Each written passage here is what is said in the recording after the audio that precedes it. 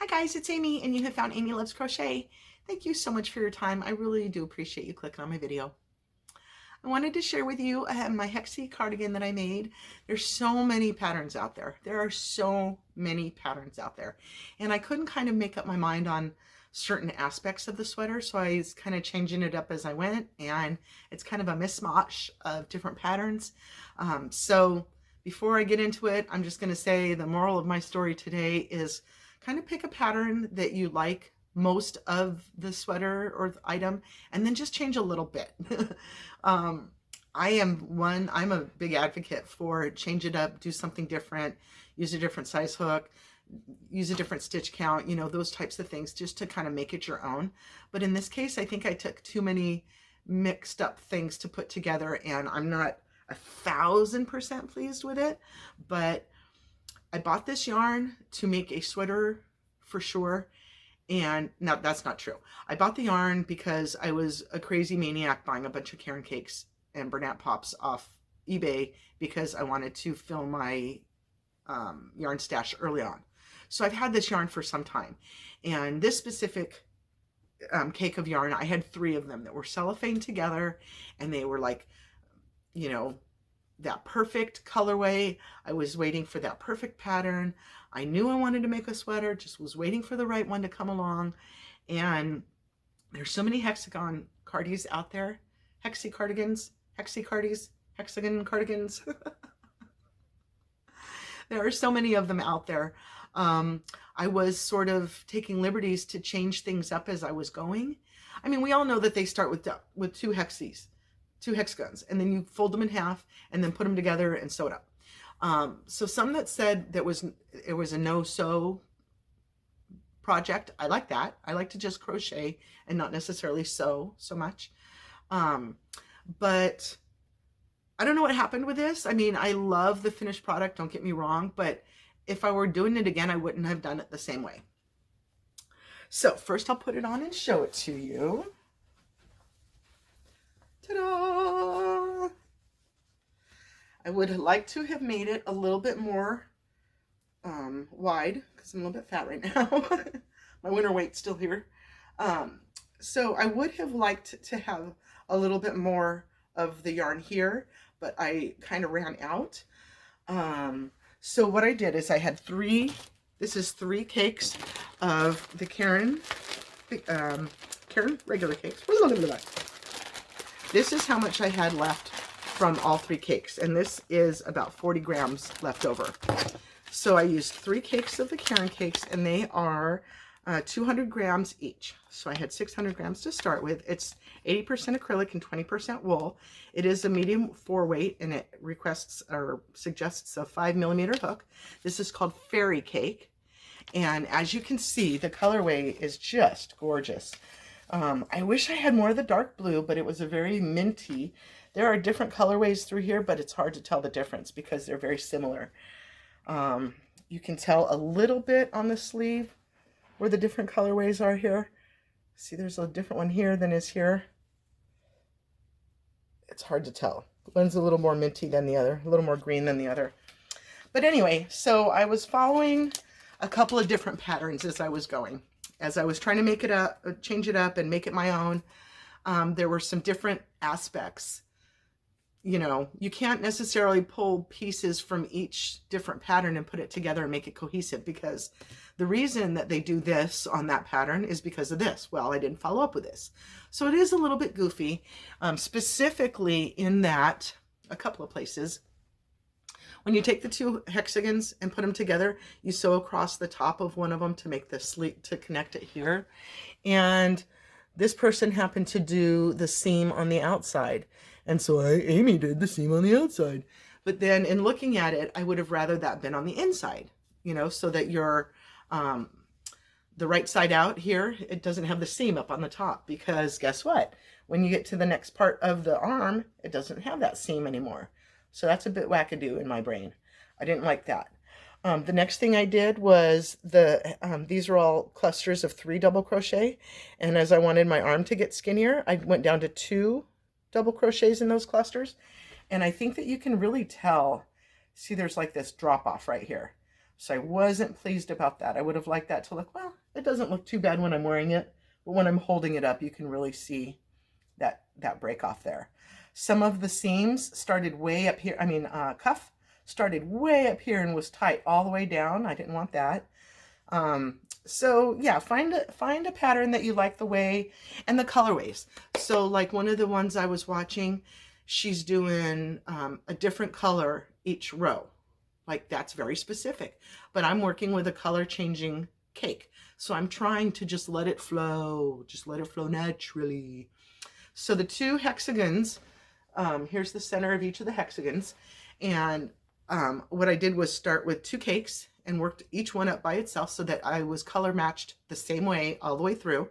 So if you start a cake, if you've got 2 cakes and one of them has a little bit of a different color to start with, I always pull that out and cut it off so that what I am starting with is the full colorway of that color for the cake.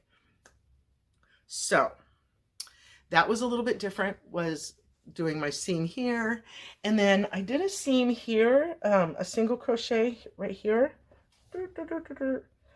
because one of the ones I was watching did a single crochet there, but then that cuts off the rest of what the double crochets. So that's a weird spot to have a row of single crochets, and that connects the squares together.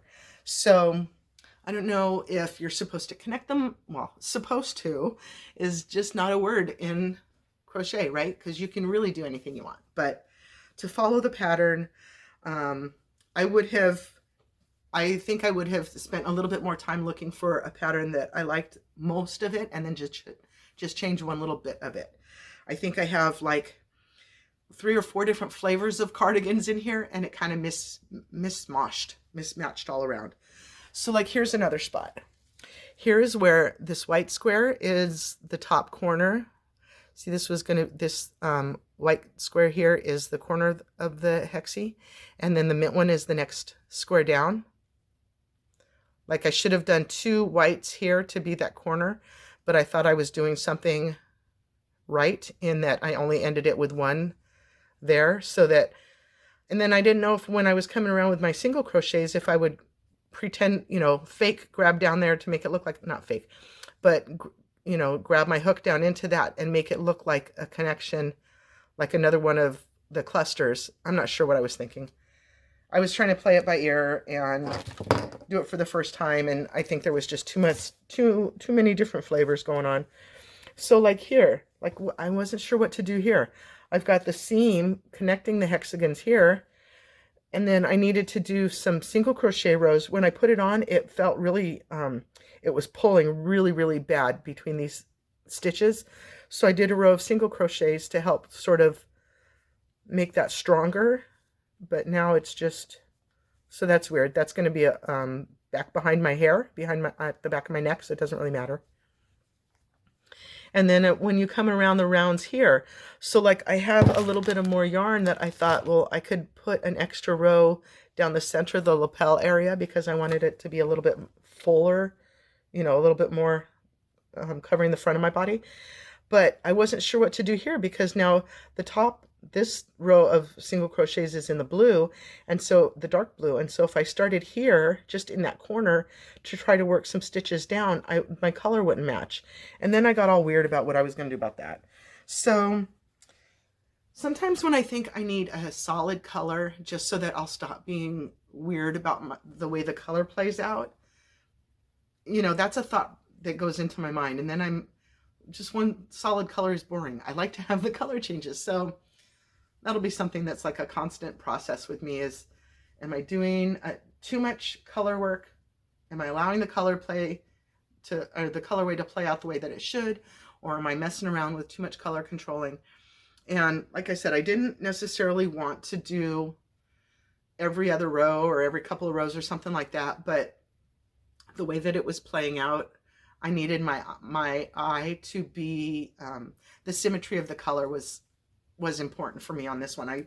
Because I kind of wanted, like, some of the scrappy stuff you might make, you're like, oh, it's just going to be like my go to the grocery store or whatever type sweater cover up.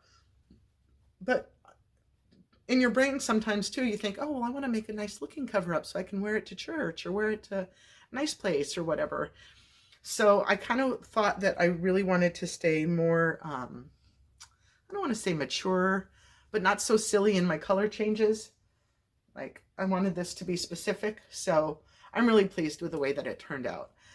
Having it to be, you know, when I bought it and loved it and I knew I wanted to make a wearable, a cover up type sweater with it, and just waiting for that perfect pattern to come along. I'm so happy that I did this. I really, really, really like the way that it turned out. And I might not have felt it along the way. Like when I get to a certain point, I'm like, that's not making me happy. I'm going to pout about that and be angry about that for the rest of the project. And like that sleeve thing, when I see it just now, I'm like, bleh. But you know what? When I'm wearing it and the sleeves all flowy, billowy on my arms, you're not even going to see it. So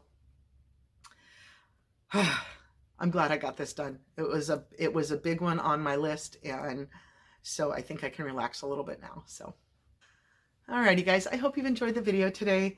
I just like to share my journey, and you know, sometimes my problems will keep you from making the same mistakes, or maybe I've done something, I've gained some courage and done something that I wanted to for a long time, and that will help motivate you to jump into the ring and do something that you've wanted to do for a long time.